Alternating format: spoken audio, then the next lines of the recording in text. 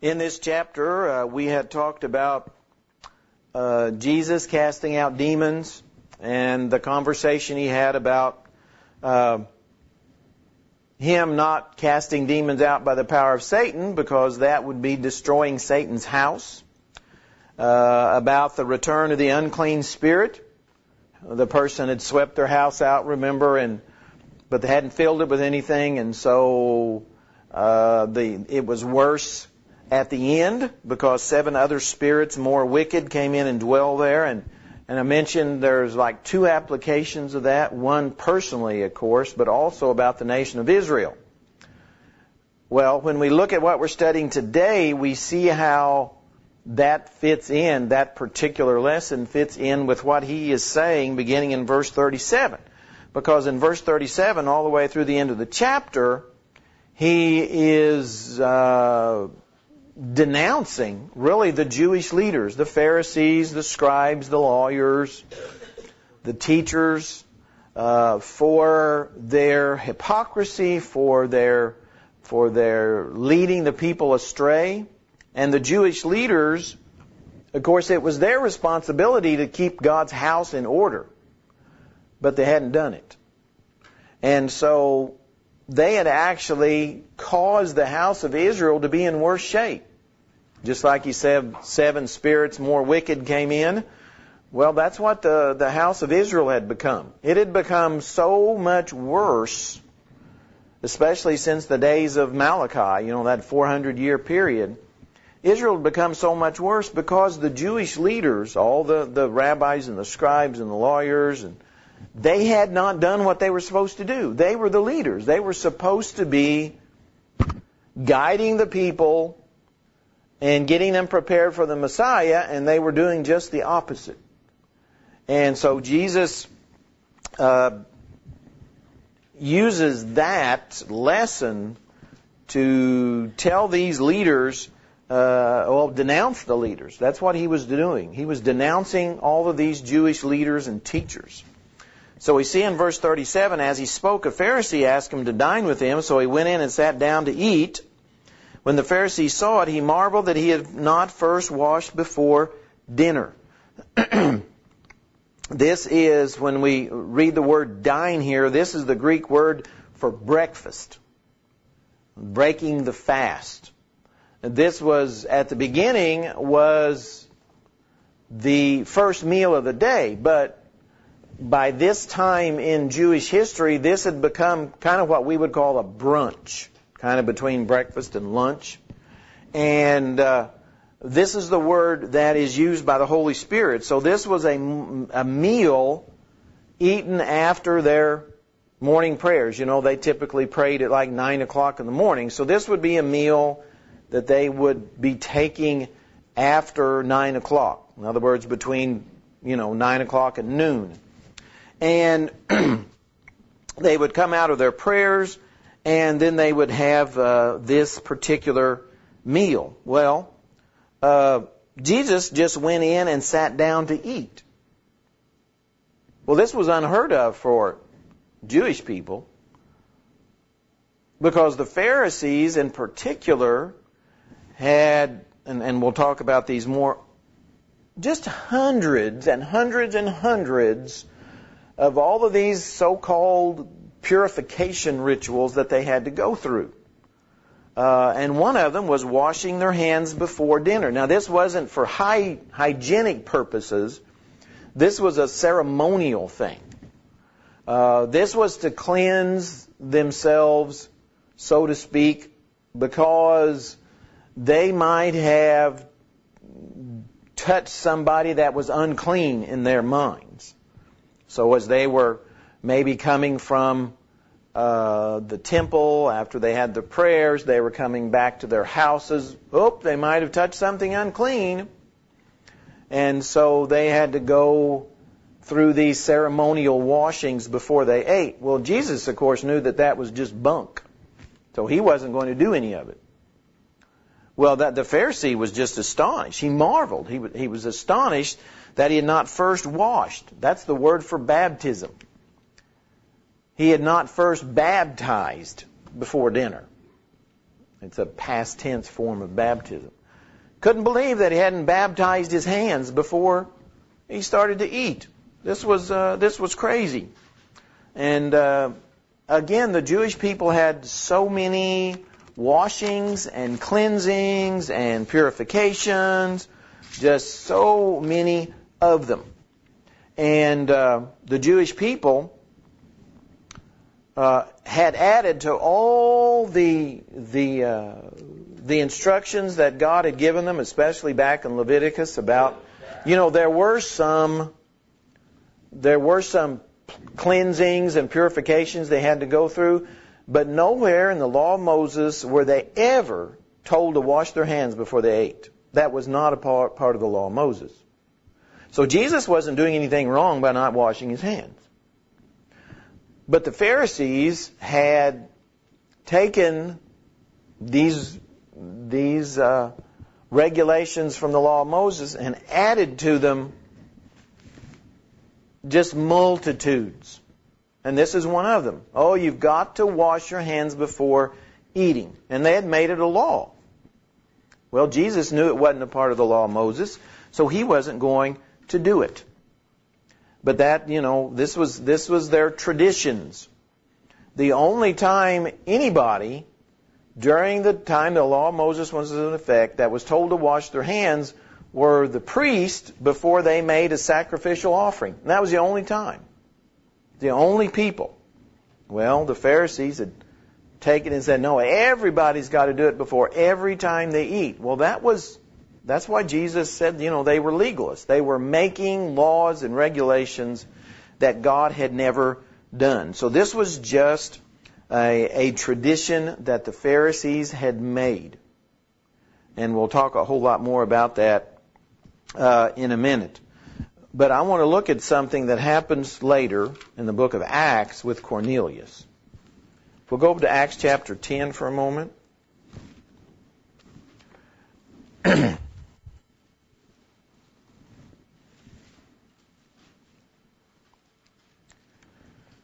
And this will have something to do with what Jesus says later. In Acts chapter 10, verse 2, he's talking about Cornelius and who he was. It says he was a devout man and one who feared God with all his household, who gave many alms to the people and continually prayed to God. Well, if we skip down to verse 15, Peter's recounting something to him. The voice spoke to him a second time, what God has cleansed, do not call common. All right? What God has cleansed, made clean, don't call common, or don't call it unclean. So once God has said something is clean, you don't have any right to call it unclean. Well, if we go to chapter 11 now, still talking about the same instance, in verse 19. And remember, Peter had had the vision about what was clean and what wasn't clean. Verse 19, now those who were scattered by the persecution that arose over Stephen traveled as far as Phoenicia, Cyprus, and Antioch, preaching the word to no one except Jews. Now, this was after the time God had already pronounced the Gentiles as being clean. In other words, the gospel could be preached to the Gentiles. That was the main thing that the conversion of Cornelius showed. God said the Gentiles were clean. And so the Jewish people or no one else had any right to call the Gentiles common or unclean. So they were supposed to take the message to everybody now, not just the Jewish people. Because everybody was clean. Nobody was unclean. And so in God's eyes, and this goes back to what Jesus is going to say, when God says something is clean, no one has any right to say it's unclean. Because God has spoken about it. So like with Cornelius, the gospel had been preached to the Gentiles. They were considered clean, not common, so the gospel could be taken to them. So again, the lesson is about what God calls clean is clean. So Jesus is with the Pharisees. This Pharisee just couldn't believe that Jesus didn't wash his hands because the Pharisees said within his mind, oh, Jesus' hands aren't clean. Not true, because God said they were. So the Pharisee did not have any right to say that what Jesus was doing was wrong. God had pronounced the hands clean, so the Pharisee had no right to say they weren't. And Jesus, of course, teaches this lesson as he goes on, because then the Lord says to him, now you Pharisees, now this is really interesting. I didn't really think about this until yesterday. Jesus is invited into this Pharisee's house. And what does Jesus do? He denounces the Pharisee. Now this would have been considered the worst, ill-mannered, rude thing to do. Jesus did it anyway. In the Pharisees' eyes, Jesus was being incredibly rude, incredibly ill-mannered, but Jesus did it anyway. And of course the reason was he had to teach the Pharisee right and wrong. He had to teach the Pharisee that what you were doing was wrong. And if the Pharisee thought that was rude and ill-mannered, so be it. Jesus said the truth was more important. The truth had to be taught here, even if the Pharisees got mad. And of course that's exactly what happened. The Pharisees got furious with Jesus. But that didn't bother Jesus at all, because Jesus had to tell them the truth, because the truth was the only thing that was going to save them. So, he says, now you Pharisees clean the outside of the cup and the dish, but inside you're full of extortion and wickedness. Wow. Now that's the way to start a conversation in someone's home. You Pharisees. You can see him pointing his finger. It says, you Pharisees are so concerned about the outside of the cup and dish. But that's not the part you need to clean. So what if the outside of the cup and dish is dirty? Big deal. That's not where you're eating. You're eating from the inside. It says, don't be concerned about what's on the outside of the cup. So what if it's dirty? Big deal. You need to be concerned about what's on the inside of the cup. And of course, he's trying to make them understand using a physical example about what's really clean and what isn't clean. But he tells them, you fools. Now he gets even more rude and ill-mannered in their eyes, because he calls them fools. Did not he who made the outside make the inside also? But give alms from what is within, and then all things are clean to you. And remember, this is all about what God considers clean as opposed to what men considered clean. The Pharisee thought that Jesus was unclean because he didn't wash his hands. Jesus is coming back and saying, no, what's unclean is what's inside of you. You're unclean because of what's in your heart, your spirit, your soul. He says that's what's unclean. That's why he called them fools.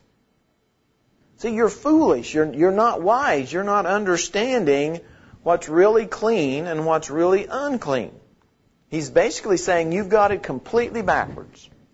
You've taken what God has called clean and you've made it unclean, and you've taken what God has called unclean and made it clean.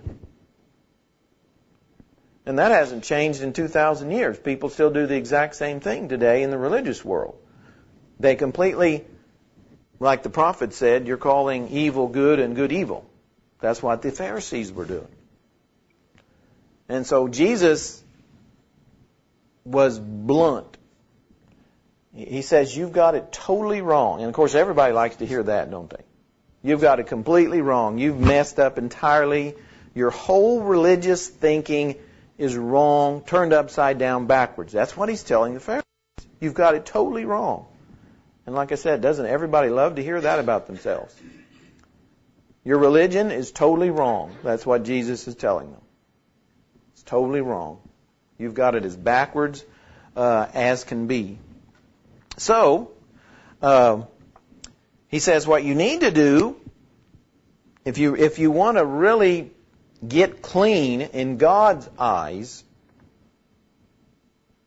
don't wash your hands before eating. He says that has no spiritual significance at all. There's nothing important about that. But if you really want to clean, and be clean in God's eyes? What you need to do is give alms from what's within. You see, that's what's going to make you clean. Not washing your hands. That has no spiritual significance whatsoever. He says what you need to do is be concerned about your attitude toward the poor. You need to be concerned about other people and serving other people and being generous to other people. That's what you need to be concerned about. Now, right before His trial and His crucifixion, He gives almost the identical lesson in Matthew 23, but that's almost a year later. And that's, again, right before His death. But here He's telling similar people the same thing because they have the same problem. They have the same problem. So He says, clean up the inner man, because that's what God is looking at. God is not looking at the outer man. He's looking at the inner man. He's looking at the spirit. He's looking at the soul. And that's what, when you go back to some of Jesus' first teachings, Sermon on the Mount, you go back to the Sermon on the Mount, especially Matthew chapter 6, and you see Jesus trying to tell, and of course He's talking to Jewish people then, that what's on the inside has to be right before what's on the outside matters. Says you can go to every worship service you want, you can make every offering you want, and He says it doesn't make any difference whatsoever unless your heart is right and you're doing it for the right reason. And He says otherwise it's totally unimportant. That's one of the main teachings He gives in Matthew 6. You've got to have what's inside right, and that's what He's telling the Pharisees. Clean it up. Clean up your inner man, your inner person. Clean up your spirit. Clean up your soul. And if you would clean it up, you'd be giving alms to people. He says that's what's going to make you clean. Washing your hands before you eat, it's not going to make the slightest bit of difference.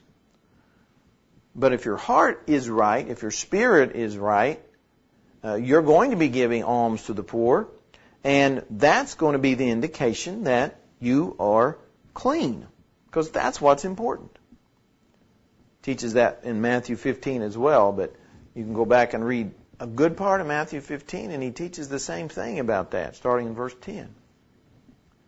So, the inner man has to come first. If the inner man is clean, then good will come, produce good fruit. But just because you are cleaning your hands before you eat is no indication whatsoever that your heart is right. See, and that was their problem. That was their real issue, was their tendency to think that by doing these outward things, that was all that mattered. Didn't make any difference what was inside. They could have the worst spirit and attitude, and that wouldn't make any difference to God. And Jesus is trying to teach them, again, you're totally wrong. Your whole thinking is wrong. And of course, most of the Pharisees completely ignored Jesus because they didn't want to hear that they had to clean up the inside first. They didn't want to hear that. So they got mad. They got mad. Well, He goes on and pronounces a woe. Now, a woe is a condemnation. Woe to you, Pharisees. Pharisees, you're condemned because you tithe mint and rue and every herb and pass over justice and the love of God. These you ought to have done without leaving the others undone. And so now He says you also have another tendency, and that is to only be concerned about what's easy. It's easy to tithe mint and rue and every herb. That's so easy to do. You grow 10 dill plants and you give one to God. That is so easy to do. That's what He's saying here. He says, Pharisees, all you're concentrating on is doing what's easy to accomplish. What's easy for you to do? What doesn't take much sacrifice? What doesn't take much time? What doesn't take a change of heart? That's what you're concentrating on, and you're neglecting what's more difficult. And look at the difference, and he uses tithing here, I think, for a specific reason. Because they were supposed to give 10% of their plants, but to practice justice and the love of God, could they do 10% of that? No, they had to do 100%. So the Pharisees saw, I would rather do 10% of this than 100% of that. 10%, easy, 100%, very difficult. So the Pharisees said, I'm going to do the 10%. I'm not going to miss 10% of my herbs. But there's no way I'm going to give 100% to love and justice. No way. See, and that's what Jesus is telling them. You're taking the easy way out. You're taking the easy way out. You can't love God 10% of the time. You can't practice justice 10% of the time. You have to do it 100% of the time. It has to be who you are. It has to be a part of you. Whereas tithing herbs doesn't. So, they were taking, again, the easy way out. They weren't concerned about helping others by giving alms. They weren't concerned about justice. They weren't concerned about love. Those things are hard. And they still are. And they're not going to fool with them. Jesus is still telling them, you've got your religion all wrong. Totally wrong. You've just turned it completely around, and it's nothing like God wanted it to be. Well, there's another woe coming up. Woe to you, Pharisees, for you love the prominent seats in the synagogues and greetings in the marketplaces. Now, there's another woe. There's another condemnation. Ego. They like to have their egos stroked. They were very proud, very arrogant. They loved the chief seats. They loved the chief seats. They loved the prominence. They loved to be in front. They loved for people to think that they were it. They loved for people to think that they were it. And that hasn't changed with people either. Religiously, people still love titles. Pastor, reverend, pope, cardinal. Those are all just things that stroke people's ego. I know you've heard me tell this story, but it's been a while. When we lived in Springfield, or even when we lived in Aurora, and we go to Springfield, there was a particular denominational church, and they had their preacher's name out front. And he started out as like the Reverend Smith, and then years go by, and then it was the Honorable Reverend Smith, and then a few years later it was the Right Honorable Reverend Smith, and then it ended up being the Very Right Honorable Reverend Smith. And that's exactly what Jesus is condemning here. I mean, exactly it. I'm surprised someone didn't go up and write on the wall, Luke 11. Because that's what he's condemning. It says, Pharisees, that's what you like. You like to be called the Very Right Honorable Reverend Pharisee. That's what you like. You live for it. And you want everybody to know it. So, again, ego. And people haven't, that hasn't changed at all.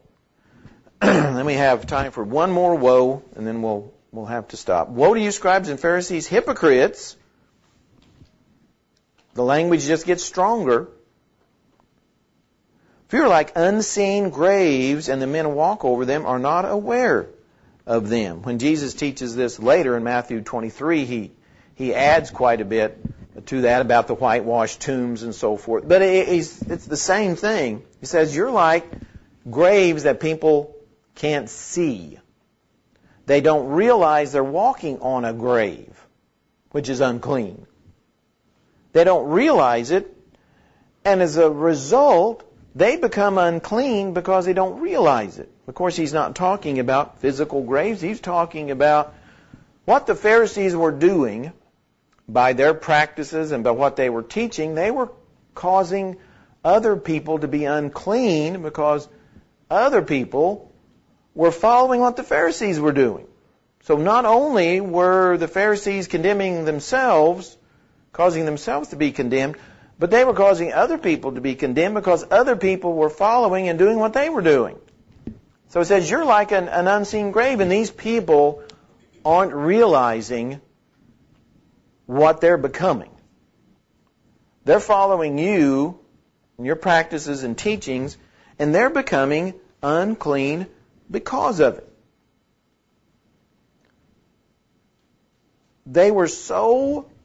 The Pharisees were so scrupulous about like washing their hands before eating, about defilement and being unclean, but yet at the same time, they were the worst source of uncleanness and defilement that there was.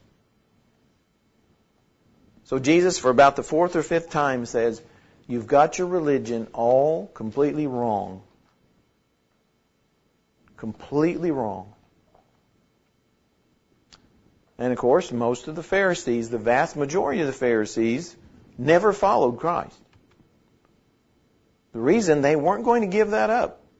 They weren't going to give up the chief places. They weren't going to give up the greetings. They weren't going to give up being the teachers and the scribes. They weren't going to give up any of that.